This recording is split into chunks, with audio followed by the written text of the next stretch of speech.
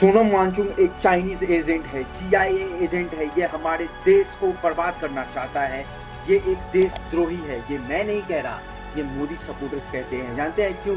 सिर्फ इसीलिए क्योंकि वो सरकार से सवाल पूछ रही है। अगर सरकार से सवाल पूछना ही देशद्रोह है तो फिर डेमोक्रेसी का क्या ही मतलब रह गया है हमारे भारतवर्ष में आज। एक तरफ सोनम वांगचुक जैसे इंजीनियर, इनोवेटर और एजुकेशन इन्फॉर्मर को प्रोटेस्ट के दौरान महीनों तक डिटेंशन में रखा जाता है।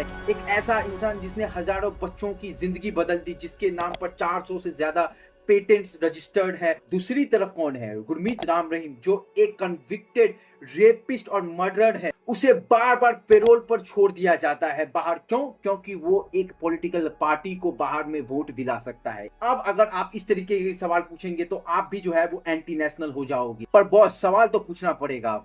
आज डॉलर के मुकाबले रुपए की क्या हालत है वो आपको भी पता है। पर कैपिटा इनकम आज भी जो है वो $3000 से नीचे क्यों है?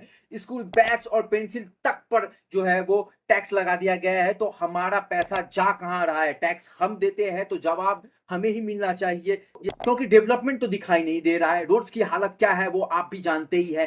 गवर्नमेंट हॉस्पिटल कितना ज्यादा गंदा है और वहां पे किस तरीके के इलाज मिलता है वो भी आपको पता है। एयर पॉल्यूशन में भारत का रैंक सबसे ऊपर क्यों आता है? जिस राम मंदिर के नाम पे बीजेपी सरकार में आई, उसी राम मंदिर में जो है वो आज चोरी हो रहा है। और जब आप ये सवाल पूछते हैं ना, धर्मेंद्र प्रधान, नितिन गडकरी, निर्मला सीतारमण, ये सारे के सारे हाईली इनकॉम्पिटेंट मिनिस्टर्स हैं। और ये हमारे कैबिनेट में जो है वो सेंट्रल मिनिस्टर हैं। आप समझ सकते हैं क्यों ना हो ये सेंट्रल मिनिस्टर, जब हमारे सत्ताधीश पे ही जो है अपने छवि को चमकाने के लिए 3000 करोड़ से ज्यादा खर्च कर दिया, वो भी भारत जैसे गरीब देश में। लोकतंत्र में सरकार भगवान नहीं होता। सरकार पब्लिक के वोट से बनती है और पब्लिक के प्रति जवाबदारी उनकी बनती है। और आज अगर भगत सिंह होते ना तो ये लोग उन्हें भी एंटी नेशनल बोलते, उन्हें एक चाइनीज एजेंट बोल देते।